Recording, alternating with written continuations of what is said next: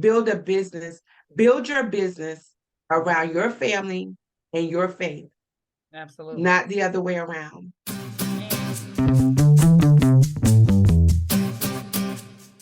Hello, hello. This is Tough Talks with Chonita Rose, your financial freedom builder. And today we have Miss Lori Bloodworth on the show. And she's a life coach, a minister, a realtor. She's just got so many good things going on. And I'm just so happy to have her here.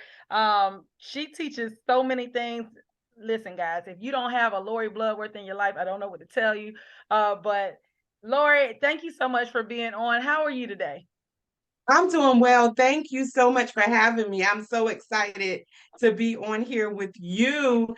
And right back to you, if you don't have a Chonita in your life, you need to get one. Get her. Yeah, well, thank you for that. That makes me blush. Look at me blushing. So, Lori, I do want to just thank you in advance. I mean, I know I thank you all the time, but you're just a true gem to get to know. And I truly believe it's because of your strong character that you've been so successful with your many hats that you wear.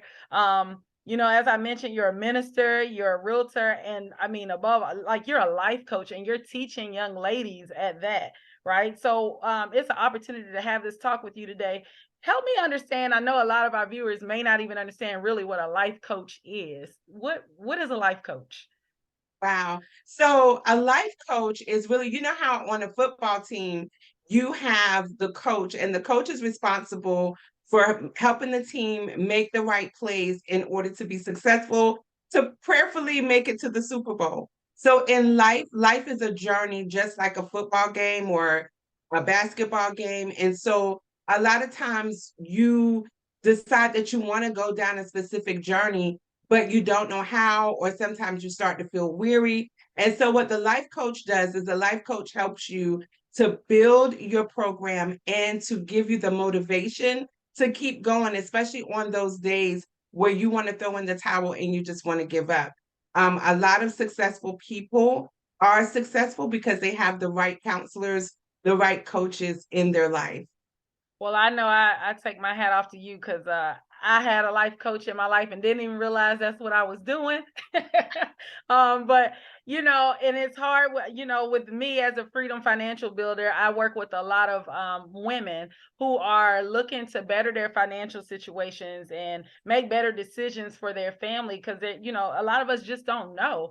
And so I think it's really important and awesome that you have taken on that title of being a life coach, because with life comes finances, and with good finances comes a good Absolutely. life, right? I mean, Absolutely. they say money can't buy you happiness, but it can get you close, right? um Yes.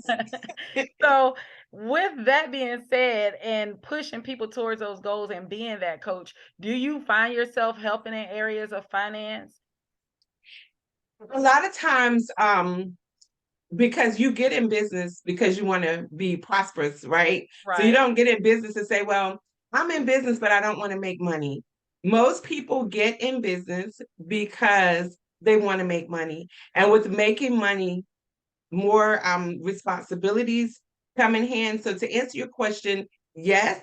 But I would consider, just hearing what you do, that you could be a great, or are a great financial coach. And the financial coach is a little bit different because you have different avenues. A lot of people, especially in certain cultures, don't know how to invest their money. So even if you made a lot of money, and that's one of the things that I encourage the people that I coach, is if your goal is to make $1 million, to already have a plan, to know what to do, what you're going to do with that $1 million. Otherwise, if you make $1 million, it's just going to go through your hand You're right. because you won't know how to invest it. You won't know how um the proper way to the proper way to invest it and to make and grow more money. And so in that fact, they would need someone like you don't call yourself a financial coach, but you are very much a shrewd financial coach. Yes, well, thank you for that. And you hit on a good point with saying if you don't already have a predestined plan for your money, it's just going to come through your hands. And when we think about Absolutely. it, a lot of us has been working since age 16, making maybe $8 to $10 an hour. And so we've seen millions of dollars come through our hands already. And if we had a plan and we're intentional, right, we could already be millionaires because that money be so Absolutely. growing. I find that a lot of people think they have to be making a lot of money before they even get into investment and things of that sort. Some people think that they have to already know all the answers before they jump out there and teach what they know to others, right? Right. When you jumped into being a life, not jumped into, but when you entered the life coach realm, um, what what's did you feel like you were ready? Did you have anything that made you want to restrain from doing it, that made you feel like maybe I'm not ready? Well, I would say yes, because whenever you start something new officially, I was already an unofficial life coach, right? Right. Anybody who calls my phone, they'll get the whole life coaching for free. Uh-huh. However, when I decided that life coaching was what it was that I actually was already doing, and I was going to do it officially and get my certification because I am a certified life coach, I my biggest challenge was knowing how to charge or what figure to put on that on the services that I provide. I think that was the biggest challenge because I was already everyday life coaching. I'm the go-to person in my circle. Anyone who has a problem, they're going to call me. Anyone who has a question, they're going to call me. So I already was doing the work. I Mhm. just wasn't certified and wasn't, actually charging to be a life coach. Gotcha. Because you're doing it from the bottom of your heart, which is why you're doing so Absolutely. well anyway, because it's genuine, right? Well, that's Yes. my opinion, anyways. Um, so when you talked about helping your clients to set goals and meaningful goals, how do you do that? How do you help them envision a life outside of right now? Well, the biggest thing, if you are deciding that you want to get outside of whatever you're having right now in your life, my first question is why? Because whatever you're doing, you have to know why you're doing it. I want to make $1 million. Why? Because I, I've never had $1 million before. I feel like if I have $1 million, all of my problems will go away. Hmm. What problem? So I try to drill down until you get to that why, that deepest why. Why would you want to do this? Why would you go through all the education to get there? Why would you want to, why? Just like a 2 year old. Hmm. And a 2 year old, they're so inquisitive. They want to know the why of things. And so if you are talking about changing your whole career, you're talking about changing possibly the whole trajectory of your life and how you live, why would you want to do that? Right. And so once we drill down, usually once we drill down to the deepest why, the person is in tears. They Hmm. want to do it because they want to, you know, feed the homeless. They want to do it. One of my whys is I want to give away homes every year. That's and just start with one. Give Right. away one home a year. Take one family off the street. That's my why. That's my why. That's my why to why I want to be successful. And my why to why I do life coaching is because I want others to be successful as well. So your goal is to help others get down to their why and then help accomplish that why. Absolutely. Oh, that is amazing. And so a lot of people think that you know, entrepreneurship, that's the only way. And I mean, it's not the only way, it's a great way now. But being financially stable and going into entrepreneurship, it sounds easy. It sounds so good. And I think back to this, I don't know if it was a meme or a poster that I've seen, but it shows a glacier in the sea, right? And we only see the Mhm. tip of this iceberg, but you don't see how big, like icebergs are almost the size of mountains underneath water. So it goes down Absolutely. for thousands and thousands of feet. And so everything beneath the surface is all the hard work that you have to put in, all the struggle, the turmoil, the sleepless nights, and not just sleepless because you're doing a lot of writing and planning, but maybe you're stressing about some things because it's not going all that Mhm. well, right? But I would say to people, maybe even your clients, that go for it. Would you advise that they Absolutely. still go for it and let them know like it's not always going to be easy? Um, Yes. there are going to be times. Well, let me just ask you this: what advice would you give somebody who feels like they're putting in their all and they have those sleepless nights and they're doing everything they can, but they just feel like they're not climbing that glacier fast enough, that iceberg? They just can't get to the tip of it fast enough.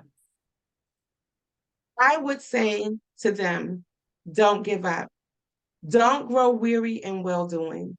If this is something that you know you are supposed to be doing, if this is your destiny for life, this is everything that you put all the chips on the table for. I would say during those hard times are not there to work against you. Those hard times are there to work for you. So even in the hard times, rejoice in everything. Rejoice always. Even in the hard times, don't give up. Keep pressing and be thankful. One of the ways that keep me going is a grateful journal. And I journal. I didn't always used to journal, but journaling is good because journaling helps you to look back on today. I had this worst day ever, and then when you look back a year from today and you have been successful and your business have grown and you've helped people, you've helped families, then it's all worth it. But you can't give up during the hard times, or you will never be able to enjoy the good times. So I would say to any entrepreneur, it is very difficult. It is not an easy road. However, don't give up in the hard times. Don't give up during that time.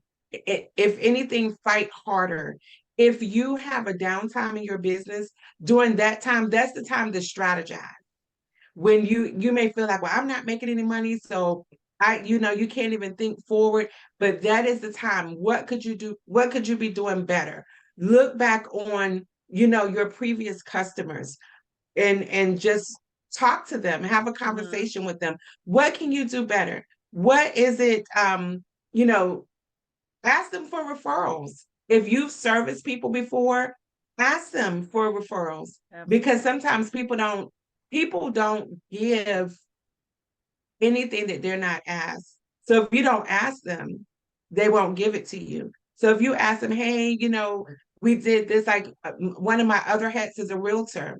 And so during my slow time, what I do is I organize my office area. I try to think back, what can I do? What was last year like? And then also asking my prior customers for referrals so that I can reach out to them and to grow more business. You always have something to do. Because there's But the nothing number like word of mouth. nothing not word of mouth is the best. Most of my I don't buy leads. I Right. don't buy leads in the real estate. All of my customers have been people I know or people that are referred to me by people that know me. And I prefer it that way. I Yeah. would rather have a relationship with that person, even if you're a stranger today, but you came to me through someone that I know, at least we have a common bond. We have, that person. Right. And I just feel like that is the best way. And just get out and talk to people. Yes. Get out. Like if you have a home office and you work from home with your business, sometimes you have to get out of the house, get out in the community, volunteer. I do Mhm. some volunteer work with junior achievements. I volunteer with homeless shelters. Get out and volunteer. Get out into your community because people will trust people more that they when they see them out in the community. And Right. so get out there if it's something, and don't be afraid to talk to someone who is already successful in what you do. Absolutely. Now, I deal with moms who struggle with money and they have to make these hard financial decisions and they just don't know. They don't know what to do. So I'm helping them, right? Yes. Now, what would you say? Because I know how I can relate to this, but as a busy mom and a wife, and those moms, when they jump into something new, and they realize, like, oh my God, I'm putting so much time over here, they start feeling guilty as if they're neglecting their family. And, so they start struggling with that work-life balance. What's your take on that? How do you help your clients with those problems? So I haven't always done it well. I can tell you from my previous experience, I am a mother of five. I have three bonus children and two biologicals, and I have 10 grandchildren. Ooh, And girl, so you I look good. haven't,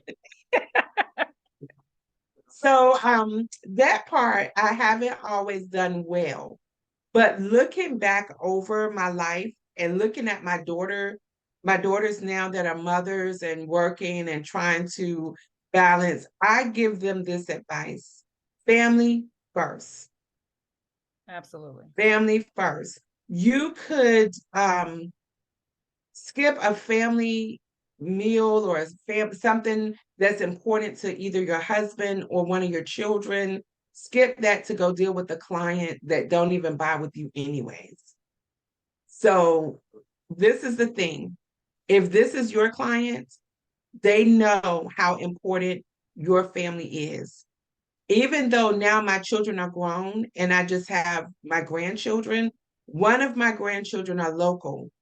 All of my clients know that Friday is Happy Friday. I am going to go pick up that baby from school. We're going to go to McDonald's. We're going to have fun. And when he jumps in that car every Friday, he goes, it's great. Because it's not just me. I drag my mom, my 70-year-old mom, I drag her along with me, and we make that his day. Friday is Happy Friday. It doesn't matter what's going on. It would have to be something really, really important, like him canceling on me, for me to give up that Friday to service something, unless it was something urgent. If someone was in the middle of something that was super urgent, that would be the only day. So my thing is, when you are writing out your calendar, when you're writing out your schedule for the week, schedule in your family time. Put your family on that appointment calendar as though they were a client. Now, Mhm. this is the thing, you wouldn't just blow off one of your clients. Mm-mm. And so you should not blow off your children's games. Now, will you make it to every single game? You may not be able to schedule every game, but the games that you schedule, you make them. You keep your word. Because if you don't keep your word with your own family, your word is worthless. Absolutely. How can you go out and save the whole world and lose your own family?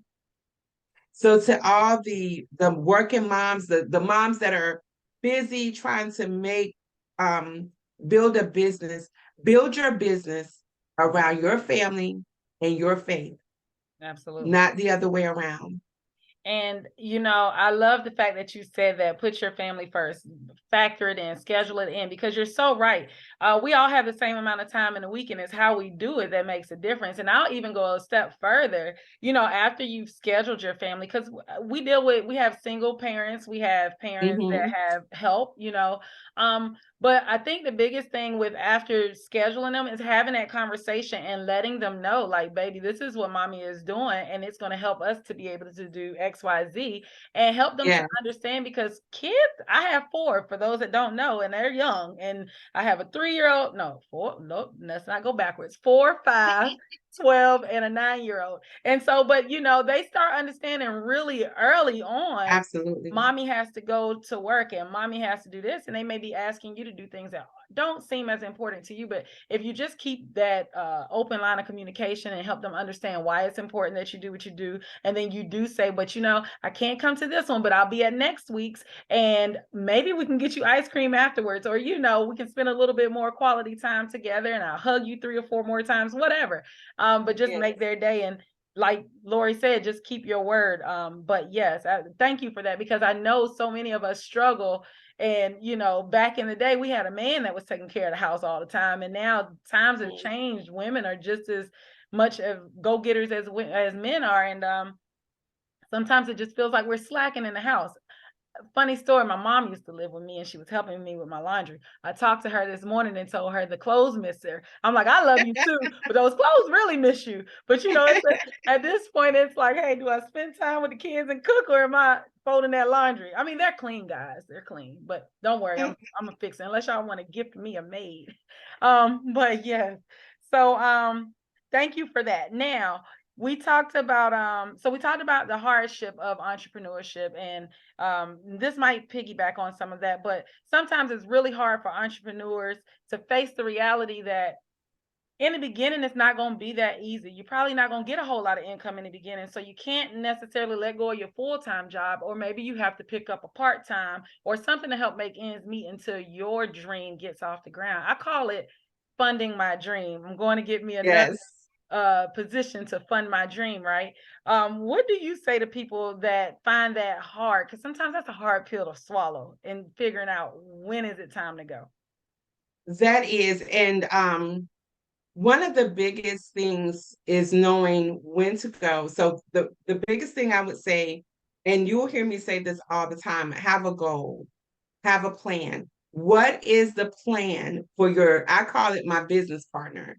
My business partner is like a regular job, whether it's full-time or part-time or whatever.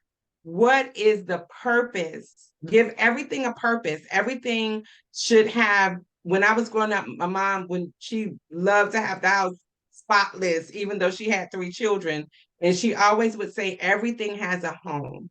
So everything has a purpose. So what is the purpose for, because I've seen people work a full-time job. I've seen people work a full-time job and a part-time job and try to run a business. So what is the purpose for that job? Because you could get in we form habits, right? We're human, we form habits. Mm-hmm. You could just be in a habit of having a part-time job and that part-time job never supply what it was meant to be, because you didn't attach a goal to that. So I have a part-time, so let's, for example, say I'm going to get a part-time job so that I can pay off my credit cards. If that is your goal, then when you get paid from that part-time job, I would suggest that part-time check goes into a separate account, and that separate account has automatic bill pay. So those credit cards are being paid as soon as you get paid, and that money is just for that. No matter what emergency come up, no Mm-hmm. matter anything, that is that purpose for that. Otherwise, you will get stuck in a rut, and then you'll become frustrated, upset, and you'll be upset, angry with yourself, angry with everyone, because you're working a job that you hate, because you walked away from the purpose, or you didn't attach a purpose to it in the beginning. Now, if you're already working a full-time job and you're starting your own business, what Mm-hmm. I would suggest is that you have a plan. Whether it's, once my business make X amount of dollars, then I'll leave my full-time job. Before you walk off of your full-time job, you want to consider some things. You have to have, especially if you're a mother or a parent, you have to be able to provide health insurance for your family. Mm-hmm. So you have to know how expensive that will be, because if you're working a regular job, your job is most likely subsidizing some of the costs for your health benefits. And so you want to make sure that you can still afford that, as Right. well as for other benefits that jobs provide.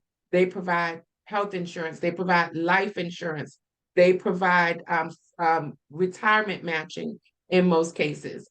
So when your business is at the point where, or you have an understanding that you have a goal, so once I get to this amount of dollars, or, if you have a spouse that can provide the health insurance on their job, just have a plan. Right. People, Chonita, people don't plan to fail. They just fail to plan. Right. If you have a plan, a purpose for everything, you'll be fine. That's right. That's right. And it's kind of like no decision is a decision, right? Yes, no decision is a decision. Same thing. So if you decide Because not if to you plan, walk then off you your just job plan and to you don't fail. have, I'm sorry, I was talking Oh over no, you. no, What you you're said? fine. No, I said because if you decide not to make a plan, then you just decided to fail. Yes, absolutely. That's the plan. That's the plan. And if you decide to walk off your job without a savings, or you decide, this is another thing because I know a couple people who've done this. Hmm. They have a 401k built up or retirement built up at work, and so they leave their job to start a business, but they're going to use the money from their 401k to fund the business, and then the business doesn't kick off exactly how they imagine that it would, or something happens, then that there goes your whole retirement, and Right. you have to build that back up. And it depending on what age you are. Now, if you're in your 20s, you may be able to recover from that. But Right. if you're in your 40s and your 50s, it's going to be hard to recover from that. So have a plan. And when you leave your job, they give you the option to roll your retirement over, roll it over into something else. Talk to someone, a financial coach who can help you with that. Talk to Chonita, she can help you with that. Because if you don't do that, and you that money, once you take money out, it's just gonna go so quickly and you won't even know what happened. So just plan, plan, plan. Yes, absolutely. And with your many hats and your podcast, well, I don't even think we mentioned the podcast, did we? This life coach.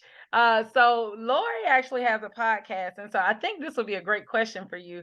With all our working moms and busy moms, trying to implement something new, I think technology is a blessing. I mean, we all know it's a blessing and a curse all in the same, but we can use it for the betterment of our lives and the lives of others, right? What are some ways that you recently started using technology to grow?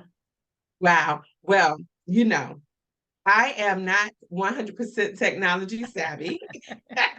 I think that my age hinders me a little bit, but my willingness to learn helps me. So, of course, I started doing the podcast, and Woo-hoo. I've never done a podcast before. It's evolving, it's growing. I actually opened up and had a comment this morning. I was like, yes, somebody gave me a comment. So the podcast, I use Facebook, I use social media. Social media has its place. Social media is great to promote your business and to um to help build relationships for your business, and it's great. So absolutely use it for that. I use for Facebook. I have for my realty. I have Homes by Lori B. That's on Facebook, and then of course I have my personal Facebook. I have Instagram. Not too good with Twitter and LinkedIn yet, but I have an account, and so I'm learning. And my goal is to learn and continue to try new things. I'll be venturing into YouTube. Um, Hopefully, I can pair my podcast and my YouTube together, because some people are visual, so they rather Mm. see me on the video versus hear me on the podcast. So just knowing who your audience is and knowing how to build that rapport and that relationship with your audience. So absolutely try new technology, laptops, tablets, social media, Google, all types of things. There's an array of resources out there for you to use, different programs. And try when you're first starting out, try some of the free ones first, and then as you learn and grow, then maybe venture off. Most like for my coaching business, I use a program that helps me. I can build a community in there. I can put my classes in there, and they do have a free version. And then after you get to a certain point, then you start paying. And so a lot of the programs will let you try them out. That's awesome. So So I don't be heard you afraid. You say can't break it. I heard you say a few things in there that caught my mind. Ultimately, what you're saying is one, you're never too old to get started. No, Two, never. as long as you're coachable and you're coachable and you're resourceful, you'll be okay.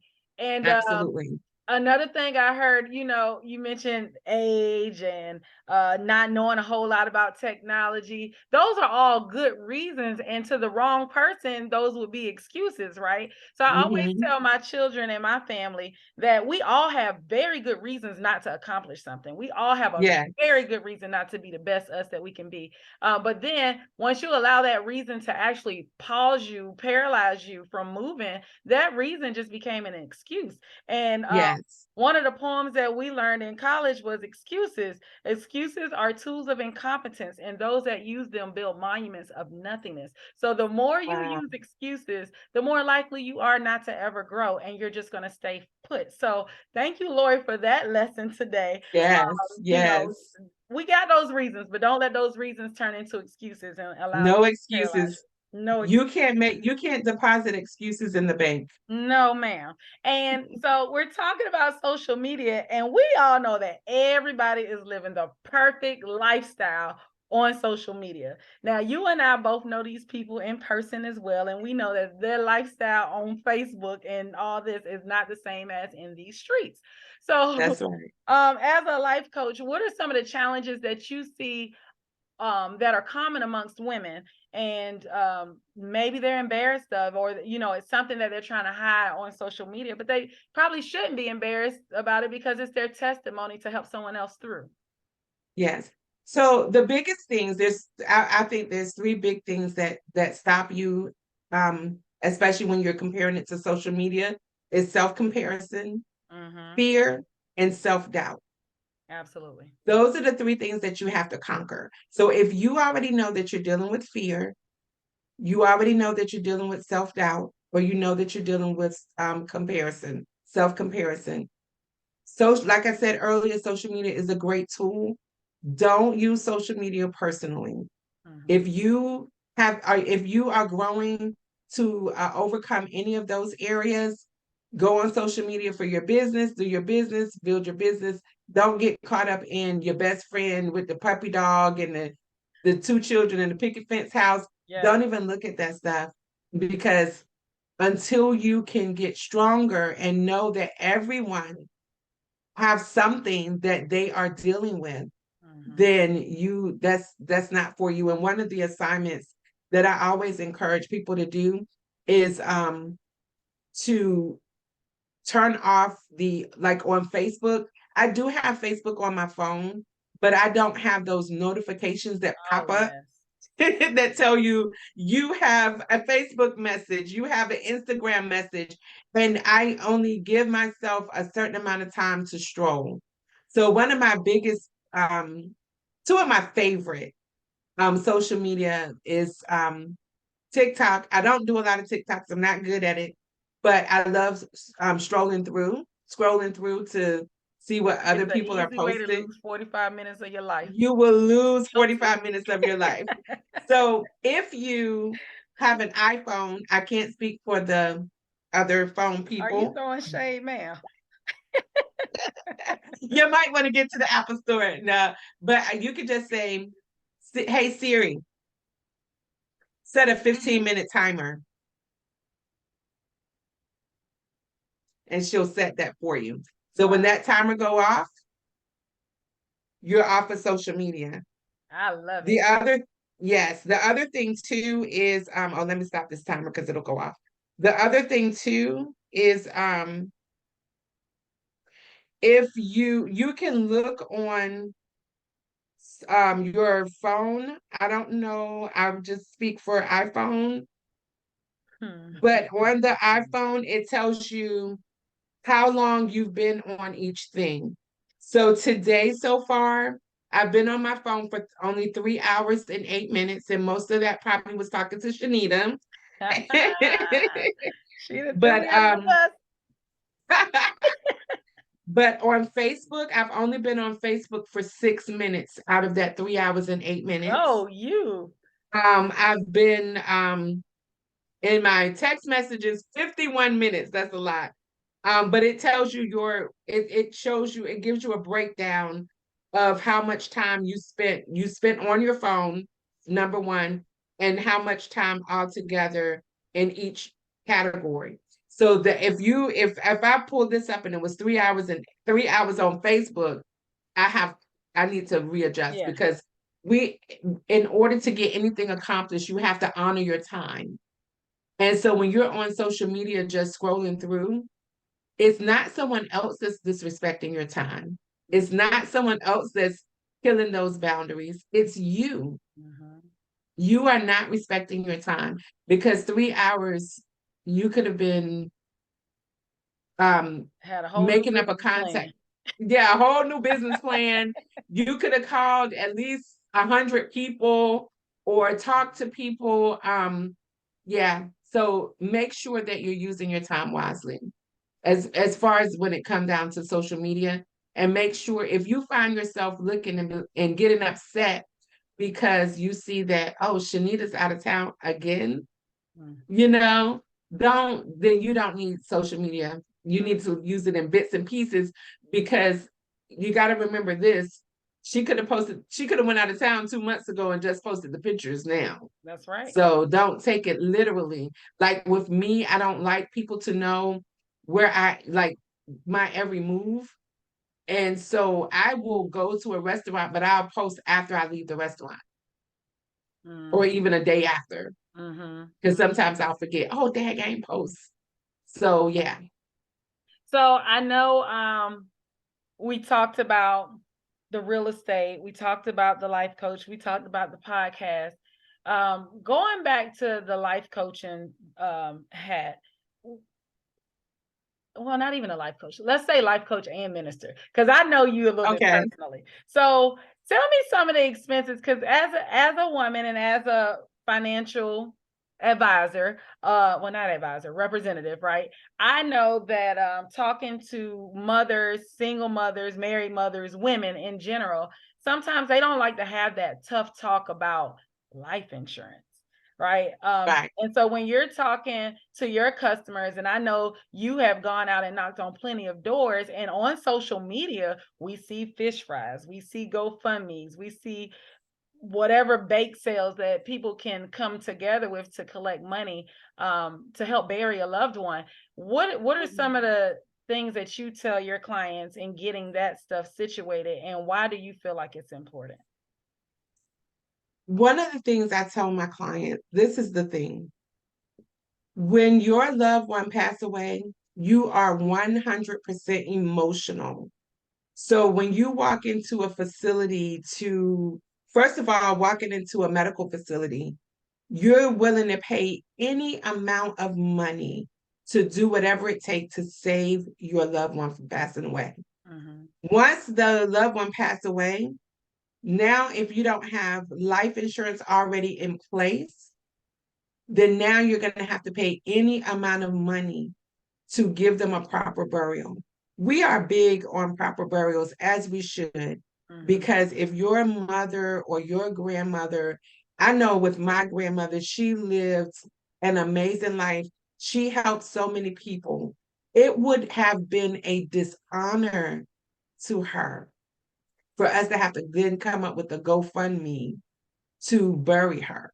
Mm-hmm. And she had an amazing send off, an amazing. It spanned over 3 days. That wasn't intentional, but it was Wow. all.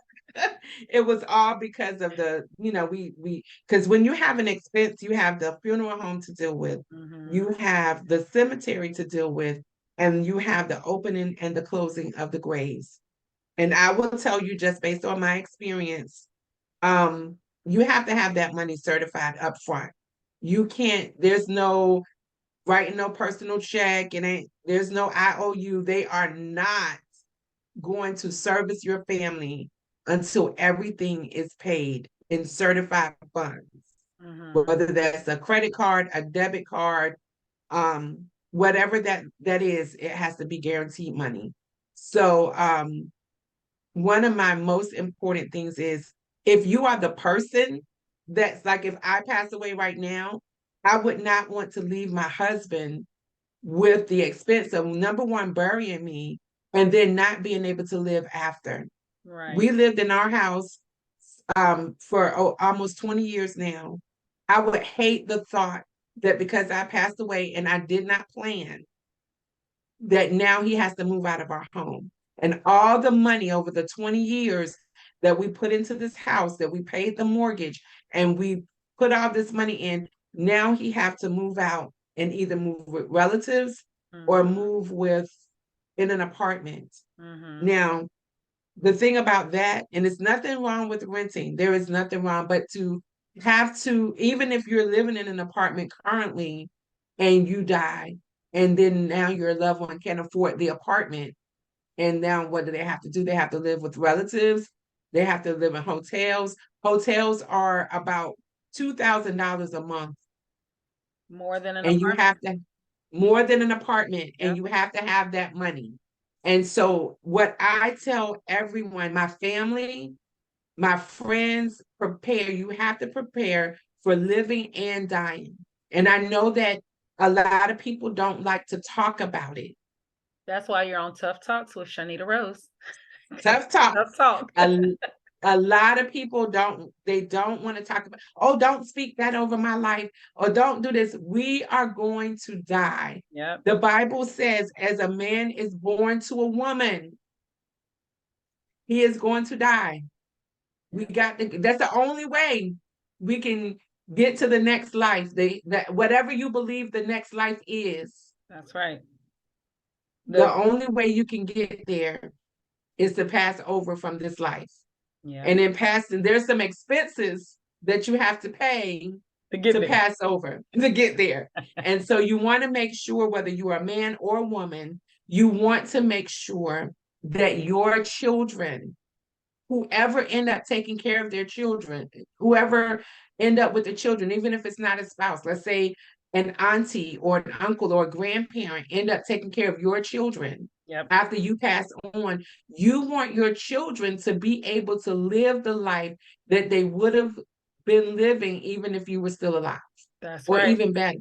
Yep, that's right. And I'm glad. Thank you so much for that. And it's good to know that, you know, all our different fields are working together. As a life coach, and then you got me over here, we're all working together to get people Yes. and our loved ones on the right path. And life insurance is a scary topic for a lot of people. I mean, I've been helping families for years now, and I can't tell you, you got the people, you have the group that feel like they're too young to die, and then you got the ones that are too healthy for anything to ever happen, and then you got some that just feel like life insurance is a hoax, and it's like, what do you have? Can you self-insure? Because I don't want you to need life insurance forever. I'm also here to help you build wealth before you die, before you get to that age that we expect to expire, right? But if you plan properly, you can cover yourself from dying too soon, and then also protect yourself from living too long to make sure you have your retirement together. And so that's what I help moms do.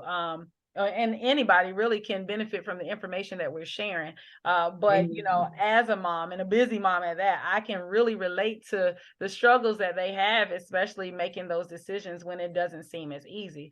So thank you so much, Lori, for everything that you're doing out there in the community. Thank you for your ministry. I thank you for your podcast. Like, you're helping the harvest that you're planting right now is going to be great. Or the seeds that you're sowing is going to reap you a great reward in the end. And I believe that wholeheartedly. And I appreciate you for coming on today. If anybody wanted to follow you on social media, especially for the Homes by Lori B, or what about how do they get in touch with you there, and also on your podcast, or how can they follow your podcast? So on Facebook, I am Homes by Lori B, and on Instagram, I am Being Lori B, BEING Lori B, and the podcasts are well, I usually put the link on my Facebook to get to the podcast. So if they follow me on any of my social media, they'll get the link for the podcast. Okay. So you said Facebook is Homes by Lori B, LORI B. Yes. And then Being Lori B is on Instagram. Yes. BEING Lori B. Lori is yes. LORI. Y'all don't have no excuses to get that wrong. I spelled it nice and simple. 4 letters. 4 letters. Somebody's gonna put a Y. Watch me. Or IE. I can't find her. Listen. Yes. But yes. Absolutely. Thank you so much. I appreciate your time today. Everybody, thank you for tuning in. This has been Chonita Rose. You've been watching Tough Talk with Chonita Rose, your financial freedom builder. Thank y'all so much and have a beautiful